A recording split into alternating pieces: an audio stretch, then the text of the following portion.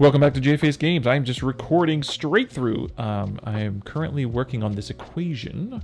If you tuned into the last episode, we are looking at the equation of a TTRPG equals shared storytelling plus games plus toys. Last video, we covered a book called The Science of Storytelling, and we broke down some of its elements, and we talked about how that might be a part of game design. And today, we're now talking about some of these elements of storytelling. Now, if you have not read Brandon Sanderson, or if you have not seen or know who Brandon Sanderson is, he is an author. He has written a lot of great books. The Mistborn series, the Stormlight Archives are some of his series that are most known. His Cosmere is this big universe of books that all sort of occur together. He has these great courses that he has online. They're free on YouTube on writing. And what they do is that he teaches these courses at BYU, and they film them and they put them up for free on YouTube, and they're awesome. They're really fun because you get an idea of what he does in terms of storytelling. And three of his big principles is this idea of you want to create promises, you want to show progress, and then you want to have payoff. And he makes sure that this concept of promises, progress, and payoff is interwoven through everything, right? This is regards to your character arcs. This is in regards to your setting. This is in regards to your big plots, your umbrella plots, and your little plots. This is involved in everything. All of them should have this progression, or this promises, progressions, and payoffs. And he thinks the most important aspect of that is technically the progress, because this goes back to our first video where we talked about we are, as humans, change. Our brains are wired for detecting change, right? And so progress is just another word for change in essence, because what you're trying to show, this is the page turner. This is going to get people hooked in and want to turn the pages, is that you're giving them a promise at the beginning and they're like, all right, I see what's happening here. I'm in. You show them the progress to keep them interested, and then you give them the payoff, right? And what was interesting in this concept is that a lot of this is, he talks about how the payoff is almost like understood. Like part of the promise is that they're going to get the payoff that they're expecting, which is interesting. He gives a great example about apparently Blue's Clues was one of the first TV shows that realized that if they played the same episode 5 days in a row for kids, so it's like they didn't change their episodes during a week. They had the same episode run 5 days in a row, and kids loved it. Why? Because the first day they watched it, they didn't know what to expect.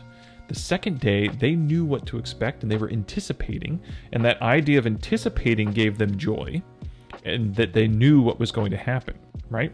Which is interesting. That's just how we, I guess, are wired in some degrees. So this idea of you're giving a promise that the person knows is going to have a payoff, you can have a twist in that payoff, but you got to be careful with that it's not so much of a twist that it breaks the promise. So let's go through this. Let's go through promises. So promises, you have different types of promises. You have tone, genre promises. Okay, that's fair. Plot promises, which we'll get into plot later on. You can have multiple different plots, different tiers of plots. You have character promises, which are like character arcs. And you add in elements to their goals and their flaws, and you sort of making a promise of sorts to have some sort of satisfying resolution. It needs to be satisfying. They actually talked about flaws as well in this, and that was talked about in our last book as well. He was very, when we get to his characters, he's very keen on, you have to have really good flaws, limitations, and handicaps potentially. And the patient, sorry, I'm a PT. And the character also needs a goal, right? So we already heard about this in the last Science of Storytelling. You have to have goals, you have to have flaws, because that actually is going to make the characters more interesting, and you're going to have more empathy towards them. You have to have a satisfying resolution. You can have plot twists, but you have to watch out, because if you break this promise, you're going to have a problem, right? Your audience is not going to enjoy that. The best plot twist he talks about is escalations, right? So escalations is, in essence, you are getting more than you expected, right?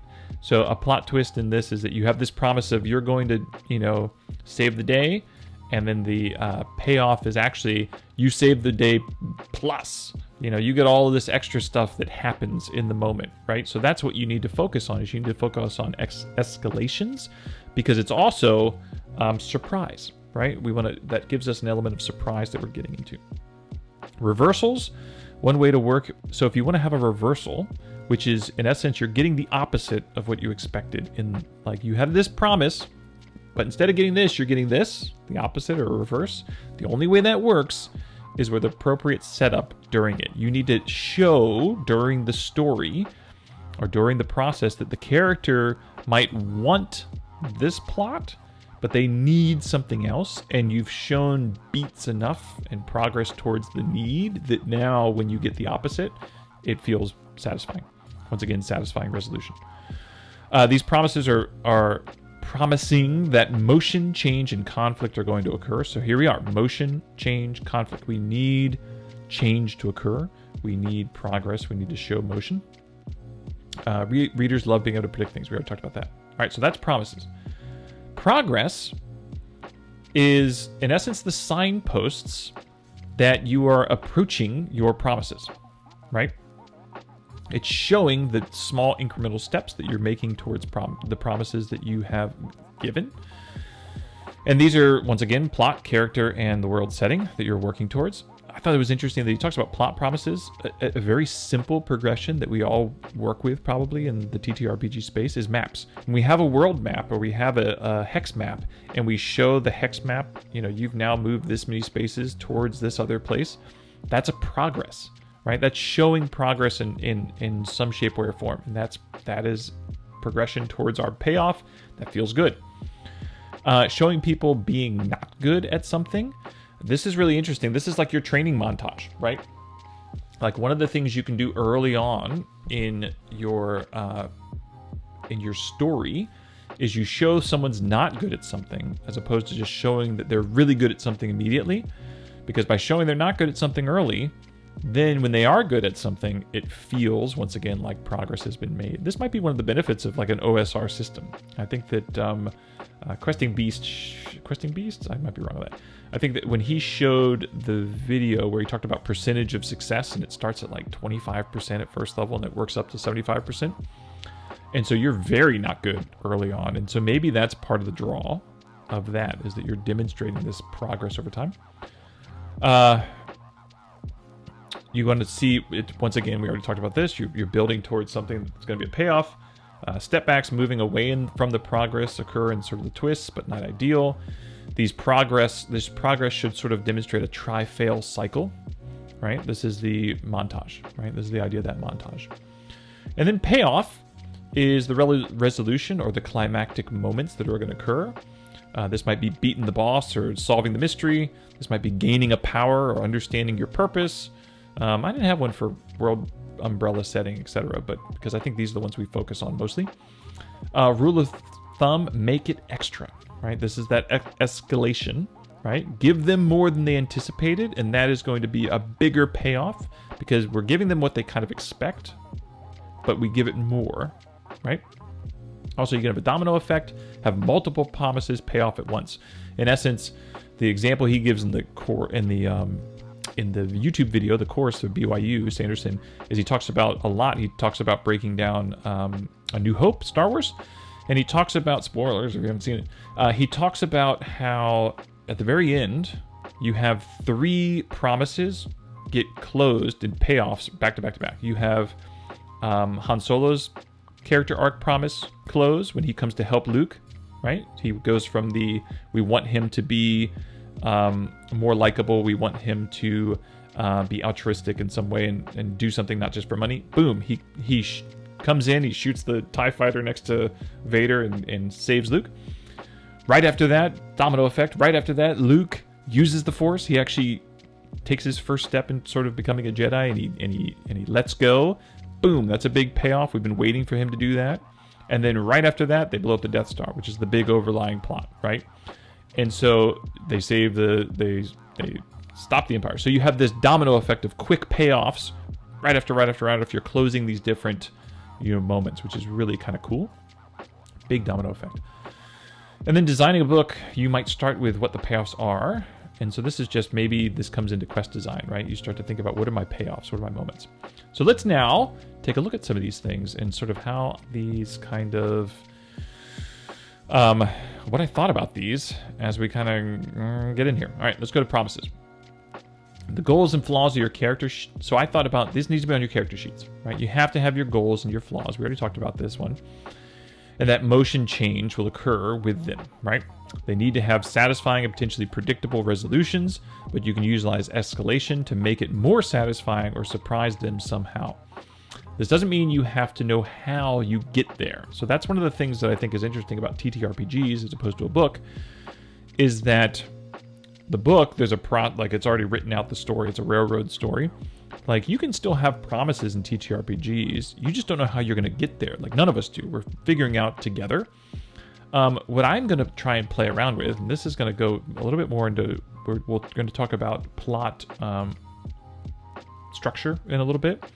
But I'm going to play around with the idea of having a character flowchart of sorts on the side of the character sheet, where it's like what the character needs.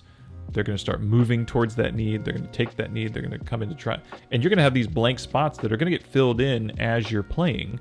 And you're probably going to fill them in a ton of times, right? You're going to close that loop multiple times and then come up with a new need. And that might be tied into how you level, for instance. We'll see. I don't know yet. We're playing with it. What's happening over here at Progress? Progress.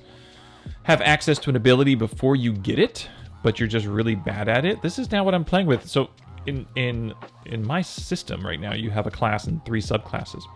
And instead of saying I choose you, instead of saying I choose this subclass and now I get that feature, I'm thinking about the idea of you have your class, say warrior, and the subclasses are tactician, fury, and seeker. Well, at first level, you actually have access to all 3 of those subclasses' base ability, but they're not just automatic abilities. You're terrible at them, right? If you want to try to use one, go for it, but the chance of it succeeding might be not very good, but sometimes you pull it off. And then when you level, you actually take one of those subclasses and you say, all right, now I'm a tactician. So now that first ability for the tactician, you have it. You still have access to the Fury and the Seeker first ones. You're just not great at them. But now you have this potential try-fail cycle, and maybe there's a benefit. Maybe there's a reward for trying it. Like, even though you try it and fail, there's some sort of, it's got to feel good in some way. So maybe there's another bonus to at least attempting it, right? So then there's incentive to try it. Showing the NPCs staying the same while you get better, right? Maybe this is a reason why you don't have bounded accuracy. I don't know, but maybe that's one of the draws of a game like Pathfinder, or any other game that's not bounded accuracy, is that maybe some people like that idea of it shows more progress. Maybe that's why you love Pathfinder for all those pluses. You get up to like plus 40 AC or attack. It feels like you're progressing. And then build into the character sheet the potential steps. We're going to talk about this, right? This is what I talked about just a second ago. It should be able to fill in those story beats almost. And then it makes it easier for the DM to be able to say, you know what, we're about to fight the main boss of this one shot we're doing. As we're fighting it, I have to think about how I can maybe close have 2 payoffs simultaneously. I can grab this from this character sheet and I'm going to give him that moment, right? So that might be another way easier for the DM to be able to conceptualize that. And then payoffs. Think about moments when the player gets access to a power instead of them gaining a new power or feature at the level, right? Maybe instead of, ding, you leveled, now in between sessions, go get your power. Maybe you, as the DM, give them access to a power in a moment, in a pivotal moment, right? Because of something they've done or whatever. Now you have these payoffs in the moment where, oh, now you know that spell. Guess what? You just gained this spell and you're in this fight. It's because you closed this loop, which gives you that moment. And now, guess what? You get to use the Force and shoot your rockets into the Death Star. That might be more powerful. That might give a much cooler feeling of a payoff. I don't know. When we're creating a one-shot, think about how the character payoffs can dovetail into the climax. I already said that. I guess I'm cutting ahead of myself a little bit. So that's my thoughts on promises, progress, and payoffs. I'd be curious what you think. Subscribe, hit the bell, join me on this little adventure. We've still got all of this chart to go through, and we've got all of this chart to go through. So tune in next time. See you later, guys.